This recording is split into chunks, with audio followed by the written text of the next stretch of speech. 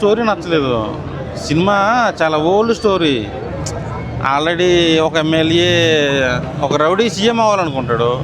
వాళ్ళ కొడుకు ఒక అమ్మాయిని రేప్ చేస్తారు ఫ్రెండ్స్తో కలిపి.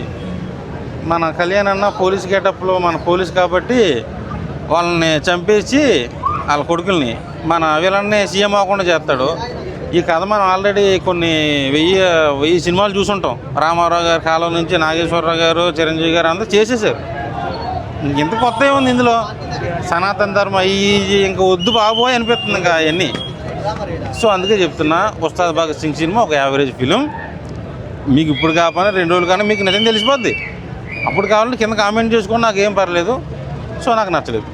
పవన్ కళ్యాణ్ గారి కోసం చచ్చిపోవడానికి రెడీ, కానీ ఉస్తాద్ భగత్ సింగ్ నాకు నచ్చలేదు. అంటే హరీష్ శంకర్ గారు చెప్పారు ఇది కేవలం ఫ్యాన్స్కి మాత్రమే. ఫ్యాన్సే కానీ నాకు నచ్చలేదు. అంటే హరీష్ శంకర్ గారి ఫ్యాన్స్ కోసం తీసుండొచ్చు, కానీ పవన్ కళ్యాణ్ గారి ఫ్యాన్స్కి మాత్రం నచ్చదు. ఎందుకంటే లోపల ఒక ఈయలు లేదు, ఒక కేకలు లేదు, ఒక తప్పట లేదు. తప్పడంటే ఇది తప్పటే. సో డిసప్పాయింట్ చేసింది అయ్యా. అంటే ఫ్యాన్స్ అందరు బాగుందంటారు సార్. ఇప్పుడు మా ఫ్యాన్స్ వద్దు బాబాయ్, నేనేం చెప్పను. కళ్యాణ్ గారి ఫ్యాన్స్కి సినిమా బాగా నచ్చుద్ది, ఎంజాయ్ చేయండి. అసలు పవన్ కళ్యాణ్ గారు అద్భుతమైన మైకేల్ జాక్సన్ స్టెప్ లాస్ట్ సాంగ్లో అది చాలు. ఒకటి 2 పోలీస్ స్టేషన్లో సీన్ 12 సంవత్సరాల తర్వాత మళ్ళీ రిపీట్ చేశాడు. అసలు నెక్స్ట్ లెవెల్ అండి. ఒక పిల్లోడి పాత్రలో భగత్ సింగ్ పవన్ కళ్యాణ్ గారితో చిన్నతనంలో చేశాడు. ఆ అబ్బాయి ఎవరు కానీ అద్భుతమైన భవిష్యత్తు, చాలా వండర్ఫుల్గా చేశారు. హీరోయిన్ శ్రీలీల క్యారెక్టర్ చక్కగా ఉంది. తర్వాత రాశి ఖన్నా కూడా ఒక అభ్యుదయ భావాలు, ఒక లేటెస్ట్ హీరోయిన్ ఎట్లా ఉంటుందో ఆ భావాలకు తగ్గట్టుగా ఆమె యాక్షన్ బాగుంది. హీరో ఎలివేషన్ నెక్స్ట్ లెవెల్ అండి. భవిష్యత్తులో ఆంధ్రప్రదేశ్కి చీఫ్ మినిస్టర్ పవన్ కళ్యాణ్ గారు అవుతారు, అది అక్షర సత్యం అనేది ఈ సినిమాలో చూపించారు. హరీష్ శంకర్ ఇక అభిమాని దర్శకుడు అయితే ఎలా ఉంటుందో, 12 సంవత్సరాల తర్వాత ఆయనకి 12 పెరిగింది. ఆయన ఏది దాని మీద గ్రిప్, డైరెక్షన్ మీద. అదే 12 సంవత్సరాల తర్వాత వీళ్ళిద్దరి మధ్య కెమిస్ట్రీ. పవన్ కళ్యాణ్ గారు సీఎం, డిప్యూటీ సీఎం అయ్యారు. ఇక సినిమాలు చేయలేరు అనుకున్నారు. అంతకుమించి 10 ఈయన యాక్షన్ పెరిగింది.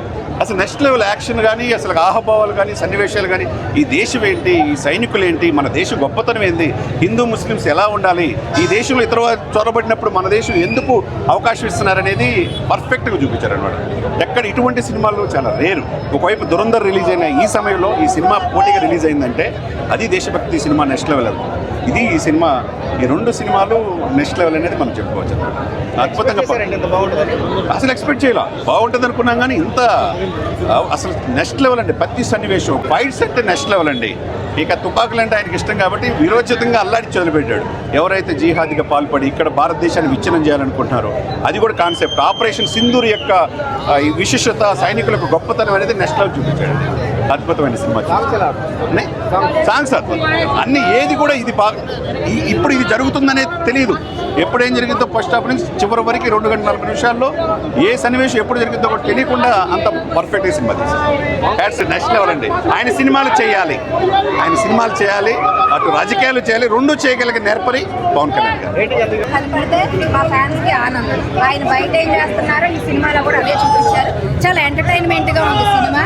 చాలా అంటే కామెడీ ఉంది, అలానే సెంటిమెంట్ ఉంది. ఆ శ్రీలీల చనిపోయినప్పుడు కళ్ళల్లో నీళ్లు తెప్పించాడు. ఒక అమ్మాయిని రేప్ చేస్తారు అక్కడ.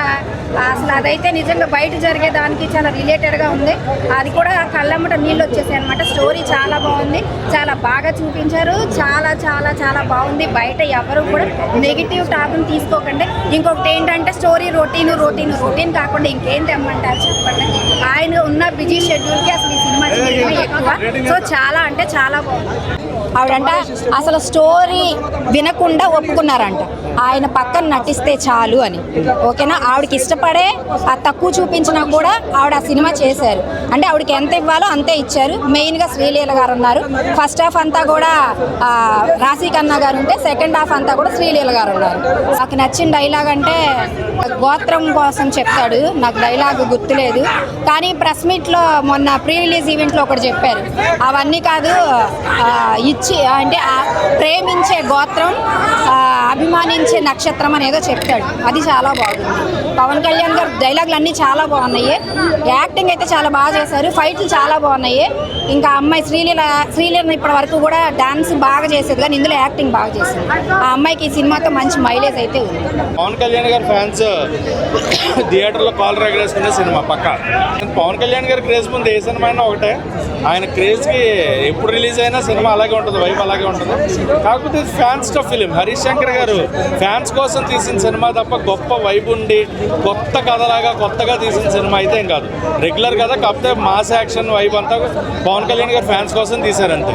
ఓజీకి వచ్చినంత హైప్ కానీ ఓపెనింగ్ సేమ్ దీనికి లేవంటున్నారు. ఎందుకు రీజన్ అనుకోవచ్చు? అంటే ట్రైలర్ బాగాలేదనా, ప్రమోషన్స్ బాగాలేదనా? ప్రమోషన్స్ అవి బాగానే ఉన్నాయి. పవన్ కళ్యాణ్ గారు వచ్చి చేశారు ప్రమోషన్స్, అదంతా కాదు.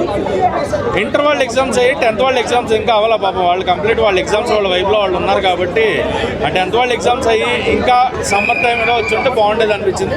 But Ugadi festival season 4 days holidays కాబట్టి ఇది రిలీజ్ చేశారు. సో వైబ్ అయితే ఏం లేదన్న, దానికి ఏం డిఫరెన్స్ లేదు. 4 days అయితే ఖచ్చితంగా ఉంటుంది. సండే వరకు అయితే వైబ్ గట్టిగా ఉంటుంది, డౌటే లేదు.